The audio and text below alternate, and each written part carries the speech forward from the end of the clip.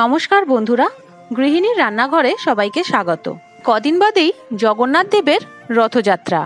আজ আমি আপনাদের সাথে শেয়ার করব জগন্নাথ দেবের অত্যন্ত প্রিয় একটি ভোগ, কর্মাবাই খিচুড়ি। রেসিপি শুরু করার আগে সকলকে জানাই শুভ রথযাত্রার আগাম শুভেচ্ছা। এই খিচুড়ি বানানোর জন্য প্রথমেই 1 কাপ চাল আর হাফ কাপ ডাল নিয়ে নেব। এবার চাল আর ডাল ভালো করে ধুয়ে আমি ঘন্টাখানেক ভিজিয়ে রেখেছিলাম। এখন এই চাল আর ডালের ভিজিয়ে রাখা জলটা পুরোপুরি ফেলে দেব। দেখুন, ভিজে চাল আর ডাল বেশ কিছুটা ফুলেও গেছে।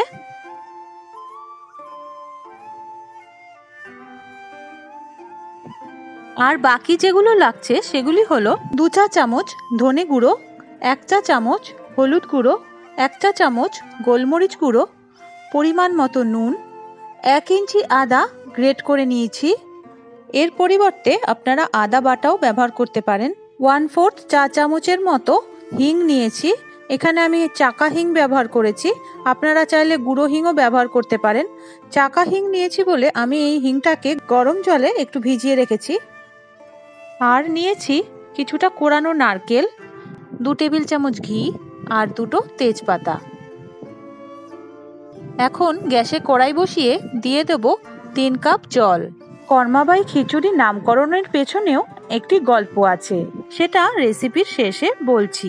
এবার ঢেকে দেব যতক্ষণ না জলটা বেশ ভালো মতো গরম হয়ে যাচ্ছে। দেখুন, জল বেশ ভালো মতোই গরম হয়ে গেছে। আরেকটু হলেই জল ফুটে উঠবে। এরকম অবস্থায় এর মধ্যে ভিজিয়ে রাখা মুগ ডাল দিয়ে দেব। আমি এখানে একটু বড় সাইজের মুগ ডাল ব্যবহার করছি, তাই ডালটাকে আমি প্রথমে একটু ফুটিয়ে নেব। আপনারা যদি একদম ছোট সাইজের মুগ ডাল ব্যবহার করেন তাহলে চাল আর ডাল একসঙ্গে দিয়ে দেবেন। আর যেহেতু আমি ডালটার সাথে চালটাকেও ভিজিয়ে রেখেছিলাম, তাই দুটোই বেশ কিছুটাই নরম হয়ে রয়েছে। খুব বেশি জলের প্রয়োজন এতে হবে না। আপাতত 3 কাপ জলই দিলাম। যদি আরও বেশি জল লাগে তাহলে আরেকটু জল গরম করে দিয়ে দেব। ডাল প্রথম ফুটে ওঠার পর ঢাকনা নামিয়ে একটু নেড়েচেড়ে দিয়ে এইভাবে একটু ফাঁকা রেখে আবার ঢেকে দেব। মিনিট 10 এইভাবে মাঝারি আঁচে ফুটিয়ে নেওয়ার পর ঢাকনা নামিয়ে একটু নেড়েচেড়ে দিয়ে চাল দিয়ে দেব। আমি এখানে গোবিন্দভোগ চালের ব্যবহার করিনি, আপনারা চাইলে করতে পারেন। তাহলে সেক্ষেত্রে গোবিন্দভোগ চালটাকে খুব বেশি আগে থেকে ভিজিয়ে রাখবেন না, তাহলে খুব তাড়াতাড়ি নরম হয়ে যাবে।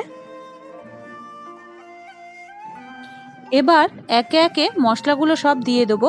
প্রথমেই গুঁড়ো মশলাগুলোকে দিয়ে দিলাম। এবার ভালো করে নেড়ে মশলাগুলো জলের সাথে মিশিয়ে দেব।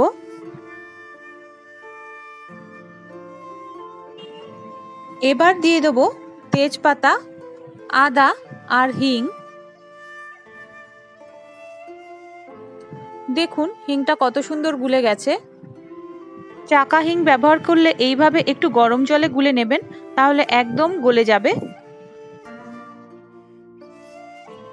এখন ভালো করে নেড়েচেড়ে মাঝারি আঁচে ঢেকে দেব যতক্ষণ না চাল আর ডাল সেদ্ধ হয়ে আসছে। প্রায় 15 মিনিটের মতো ফুটিয়ে নিয়েছি। এর মাঝখানে আমাকে 1 কাপের মতো গরম জল দিতে হয়েছে, মানে মোট 4 কাপ জল এর মধ্যে লাগলো। এখন একটু নাড়াচাড়া করে নিয়ে আবার 5 মিনিটের জন্য হালকা আঁচে ঢেকে দেব।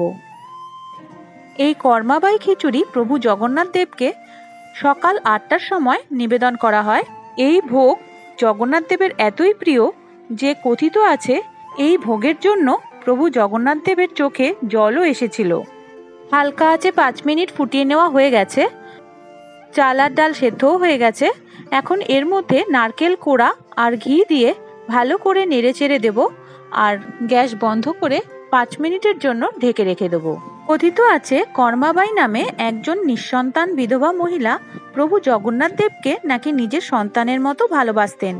আর প্রত্যেকদিন সকালবেলা ঘুম থেকে উঠে প্রভু জগন্নাথ দেবের জন্য এই ভোগ রান্না করতেন। আর প্রভু ছোট বাচ্চার রূপ নিয়ে এসে তার কাছ থেকে এই ভোগ রোজ খেয়ে যেতেন। কর্মাবাই মারা যাওয়ার পর এই ভোগ মন্দিরেই রান্না করে জগন্নাথ দেবকে নিবেদন করা হয় আর নাম রাখা হয় কর্মাবাই খিচুড়ি।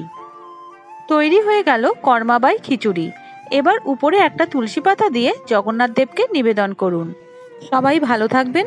ধন্যবাদ।